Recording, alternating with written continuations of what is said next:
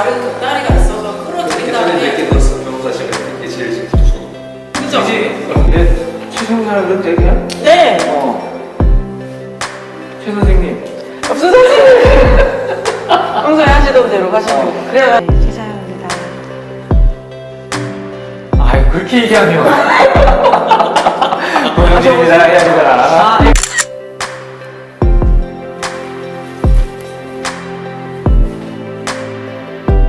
네, 안녕하세요. 순닭고수 원표입니다. 안녕하세요. 여의도에서 일하는 권PB입니다. 역삼동에서 일하는 최자연 세무사입니다. 오늘은 뭐 중요한 심시탁에 대해서 내가 시작할게요. 이슈를 네. 던져. 100억짜리 꼬마 빌딩 가지고 있는 자산가분이 계신데요. 아들 하나, 딸 하나 계시고 상속을 고려하고 있는데 상속세가 얼마 나오죠, 세무사님? 네, 100억에 대한 상속세는 자녀분들이 두 분 있냐 없냐가 사실 중요하지 않고요. 우선은 배우자가 있냐가 사실 더 중요하죠. 네, 배우자가 없습니다. 배우자 없으실 경우에는 세금 엄청 많이 내시겠네요. 네, 그렇죠. 네, 배우자가 있으실 경우에 배우자 상속공제가 상속세에서 끼치는 영향이 엄청 크기 때문에 그렇죠. 그래서 여쭤본 건데 만약에 배우자가 안 계신 상황에 돌아가셔서 자녀분 두 분이 상속을 받으신다면 물론 제가 계산기가 없으면 계산을 못하지만 대충 계산했을 때 한 40억? 그 정도로 많이 나와요? 맞나요? 네, 야, 맞죠. 그건 내 대사야. 안 하고 있어요. 이렇게 되면. 하세요. 하면 돼. 와, 세금이 그렇게 많아요? 네. 그러니까 100억 정도 갖고 있는데 40억 정도 세금 내고 나면 뭐 남은 사람이 좀 아쉬울 것 같기도 한데 혹시 조금 뭐 절세할 수 있는 방법에 대해서 좀 팁을 주실 수 있을까요? 우선 상속세를 얘기를 조금 더 해보자면 그래서 이렇게 부동산만 자산이 남아있을 경우에는 상속인들이 고민이 많아요. 이 부동산을 100억짜리 받았는데 세금을 40억을 내야 되잖아요. 그렇죠. 근데 이 부동산은 현금이 아니니까 아하. 세금 낼 돈이 없잖아요. 그래서 만약에 부모님들이 내가 100억을 자식들한테 물려줄 수 있는데 그게 오로지 다 부동산이다라고 하면 사실은 돌아가시기 전에 자녀분들 생각하신다면 40억의 현금도 어떻게 만들 수 있는지까지 고민을 해주시면 나중에 상속인들인 자녀분들한테 큰 도움이 되고요.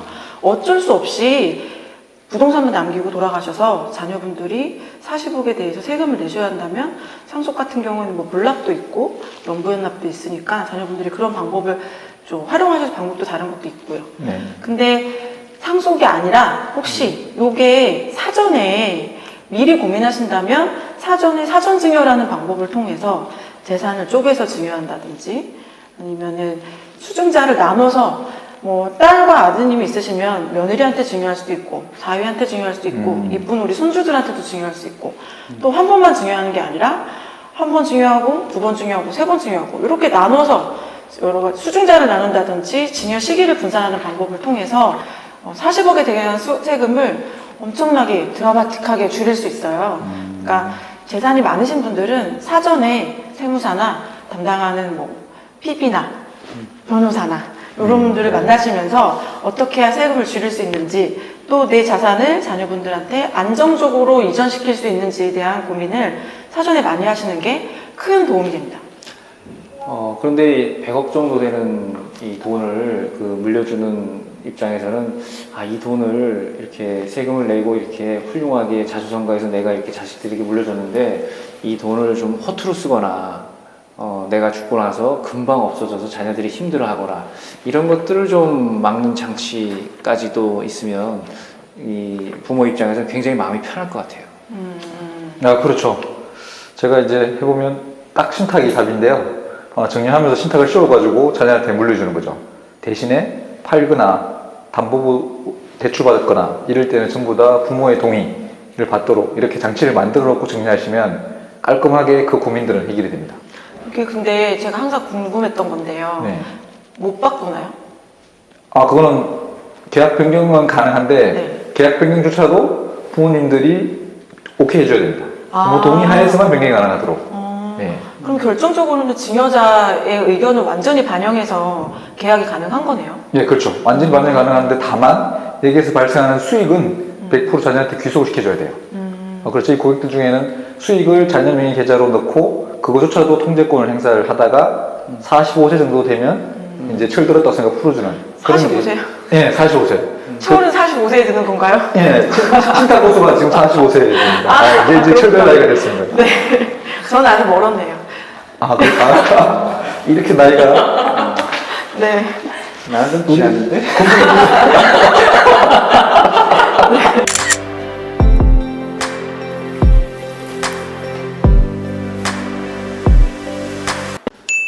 뭐 증여를 하는데 증여자가 안심할 수 있도록 신탁에 맡겼다. 예. 이런 뜻이네요. 예, 그걸 제가 신탁 고수가 직접 이름을 지었습니다. 고민을 많이 했는데 마지막 후보가 안심증여와 정리안심이 있었는데 왠지 안심증여하니까 네. 약간 고기 같아요. 그래서 안심 그래서 제가 이제 그죠. 그래서 정리안심 신탁을 하면 이제 그 색깔이 없어 고기 색깔 없으시거든. 그래서 그렇지. 근데 의감상으로는 그게 논리상으로는 안심하고 정리하니까 안심 정리 신탁을 하면 되는데 그 안심이 등심과 안심과 헷갈리네. 뭐 고기 먹으러 갑시다.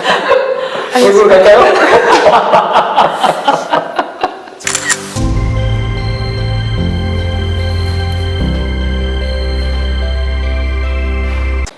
방금 전에 그 오 변호사께서 말씀하셨듯이 100억 정도 되는 빌딩을 40억을 세금을 내고 자식들에게 안전하고 효율적인 방식으로 절세를 해서 물려줄 수 있다라고 말씀하셨는데 말씀 중간에 신탁을 통해서 뭔가 고객들에게 안정감과 그 이후에까지 증여자, 그러니까 재산을 가지고 부모의 여러 가지 통제권을 행사할 수 있다고 말씀하셨는데 보통 그 고객들, 나이 드신 어르신들 같은 경우에 재산을 뭐 세무서에 신고하고 납부하는 이런 정도만 알고 있는데 아까 중간중간에 말씀하신 그 신탁에 대해서 한번 좀 정리해서 말씀해 주시면 좋을 것 같습니다.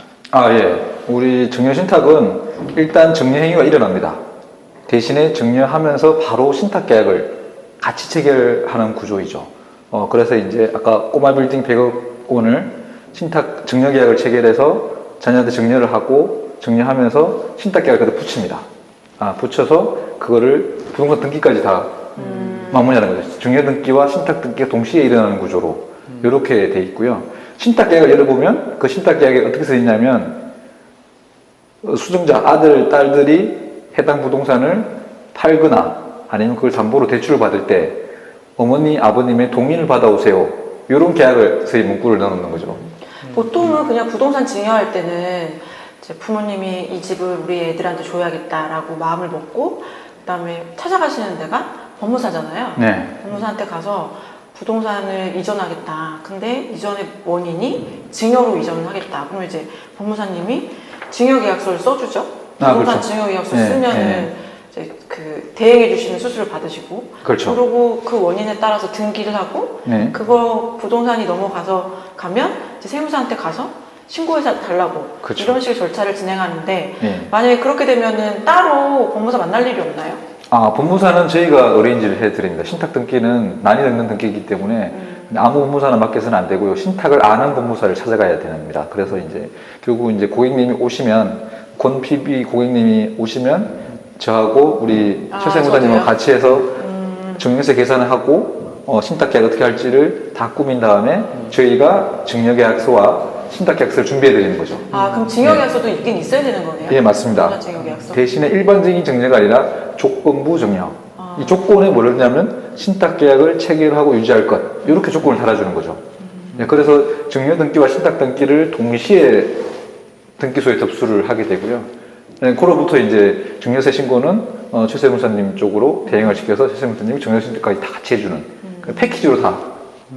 예, 그리고 고객 입장에서는 이런 빌딩을 증여하고 이런 경우에 뭐 가까운 증권사를 찾아가서 신탁 계약을 뭐 해달라, 이 아들에게 뭐 이런 식으로 해달라고 하면 되나요? 어디 뭐 아무 조건은 안 해주잖아요. 안 해주는 것도 있지만 할수 제일 없는 증권사구나. 믿을 만한 증권을 찾아가야 되겠죠. 어딘지는 말씀 못 드리겠는데 제일 믿을 만한 장소 찾아가야 됩니다. 그 신탁 회사의 그 재산이 안전하게 보관되고 있다라는 말씀이죠. 그렇죠. 저희 고객들이 문의하실 때 항상 여쭤보시는 게 그거예요. 이 재산이 내 전 재산인데 잘 맡길 수 있냐. 왜냐면 명의가 사실 달라지잖아요. 신탁을 하면 네. 사실 위탁자 이름으로 가는 게 아니라 신탁회사 이름으로 소유권이 바뀌니까 그거에 대해서 걱정도 많으신데 신탁 교수님께서 괜찮다고 한번 안심하시라고 말씀해 주세요. 안심 한번 시켜드릴까요? 네네. 아, 예. 이 우리 신탁계약은 금융감독의 감독을 받는 계약의 하나입니다. 그래서 사실은 뭐 이 신탁회사들이 이 금융감독 눈치 때문에 절대 계약 위반할 가능성은 없다고 보고요. 그 다음에 재산도 고유재산과 신탁재산을 분리해서 우리 회사가 부도가 나더라도 신탁회사는 안전하게 보호가 되는 그런 장치들이 만들어져 있고, 이런 장치 때문에 전 세계적으로 자산 승계 시장의 도구는 신탁을 활용하는 이유가 여기에 있습니다. 외국도 보면은 우리나라는 무슨 트러스트 이런 거 별로 없는데 외국은 대빵 큰 은행들이 다 트러스트로 잘 나가잖아요. 아, 그렇죠. 뭐 그렇죠? US 트러스트, 노던 네. 트러스트. 네. 네. 그러면은 앞으로 우리 그렇게 되나요? 아, 저희가 그렇게 만들어야 되겠죠? 네, 좋은 질문이십니다. 신형 트러스트, 좋은 것 같아요. 네. 기대가 큽니다.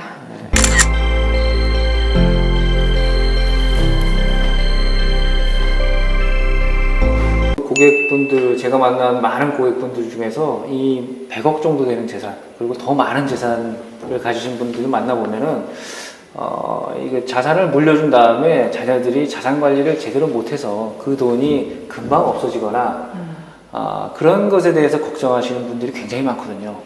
문의하시는 것들 중에 하나가 여러 얘기하실 때, 아까도 상담할 때 뭐 얘기하셔가지고, 네.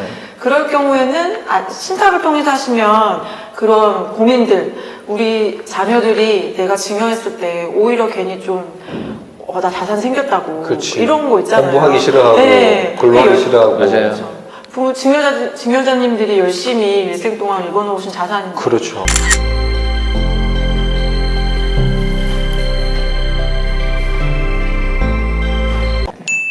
그러니까 정리하면 100억 정도 가진 자산가가 안전하게 내 자산을 자식들에게 승계하는 프로그램으로서의 그 신탁의 유용성, 효용성에 대해서 말씀해 주신 것 같은데, 이렇게 되면 나중에 사후에도 뭔가 그런 신탁 계약이 자식의 의지나 이런 거에서 뭐 흔들리거나 그러지 않는다는 말씀인가요? 네, 그렇죠. 부모들이 아예 흔들리지 않게끔 계약을 설정해 놓을 수도 있고요. 경우에 따라서는 자녀들이 특정 나이가 될 때, 그때 신탁 계약이 소멸되도록 할 수도 있고, 아니면 평생 가면서 여기서 나온 임대 수익의 일부 내지 전부를 쓰도록 해서, 사실은 본인이 그렇게 모아왔던 고아 빌딩은 안전하게 자녀 세대까지 쭉 연결되도록 하는 장치가 되는 겁니다. 세금 얘기를 잠깐 하자면 네. 신탁 계약은 사실 처음에 계약할 당시에 정해지고, 근데 이게 조건부 계약이니까 네. 조건이 만족하지 못했을 경우에는 바뀔 수도 있는 거잖아요. 네, 맞습니다. 예를 들어서 신탁을 해지한다든지, 네. 그럼 소유권이 다시 부모님한테 돌아올 수도 있는 건가요? 그런 계약도 가능한가요? 그렇게 하시는 분도 있고요. 네. 그것까지는 안 하시는 분들도 있어요. 통제권까지. 네, 통제권까지만 행사할 거야. 아니면 너가 잘못하면 내가 완전히 뺏어버릴 거야. 이런 이제 두 가지 선택 사항이 있습니다. 그것도 또 이제 이런 그런 선택 사항들을 선택하고 있어요. 근데 아직 세법에서는 그런 거 잘 따라가지 못하더라고요. 네, 맞습니다. 우리나라 네. 세법이 좀 이렇게 천천히 가는 편이어가지고 뭐든지 할 수 있는 신탁을 따라가지 못하다 보니까, 만약에 신탁에서 구조를 짰는데 네. 그래서 다시 돌아오게 가능하게 짰는데 세법에서는 그럴 경우에 사실은 원복한 거니까 세제적인 이슈가 없어야지 정상인데 맞습니다. 다시 세금을 부과한다든지 이런 네. 이슈가 있을 수 있으니까요. 처음에 계약하실 때 수증자분들이 잘 부모님이 원하시는 조건은 잘 지키실 수 있도록 하는 게 그렇죠. 중요할 것 같아요. 네, 그게 핵심입니다. 그죠? 뺏겠다는 의미보다는 네. 이걸 통해서 자녀분들이 더 열심히 살고 효도 잘하고, 그렇죠.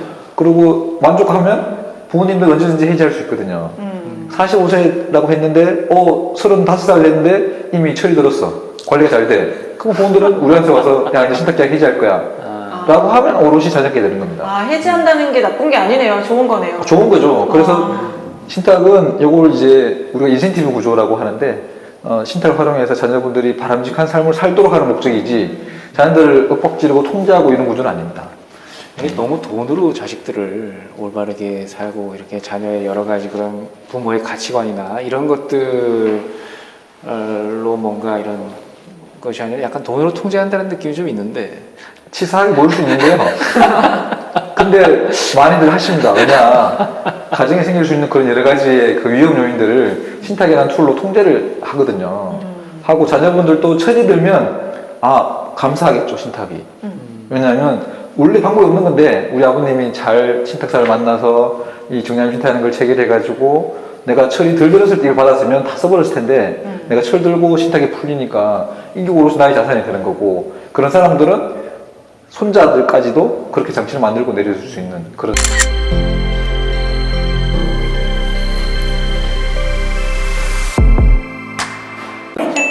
여기 박세웅사는 하는 얼굴이 좀 작아. 빨리 저 아이디어 하나 줘 아이디를 다른 거를 그 신탁 고수 같은 거 하나 나도 정해서 그걸 정해지고 그걸 신탁 뭐 중수. 신탁 중수. 하려면 신탁 하수가 맞지 그러게. 권 PD 고개가 안 만난 지 좀 오래돼서.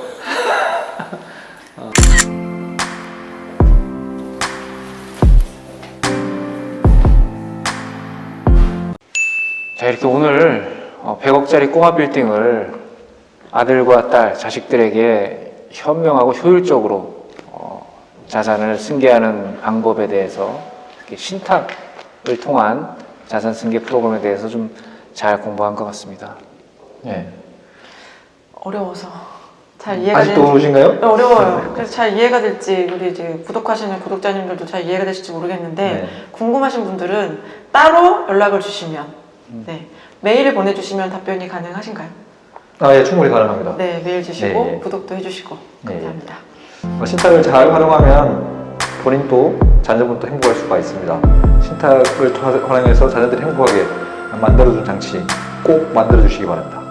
감사합니다. 고객분들에게 자산을 늘리는 것도 중요하지만 지금 늘린 자산을 어떤 방식으로 신탁을 통해서 현명하게 자녀들에게 내 자산을 이전할 수 있는 프로그램에서 오늘 굉장히 좋은 툴을 얻은 것 같습니다. 고맙습니다. 고맙습니다. 감사합니다.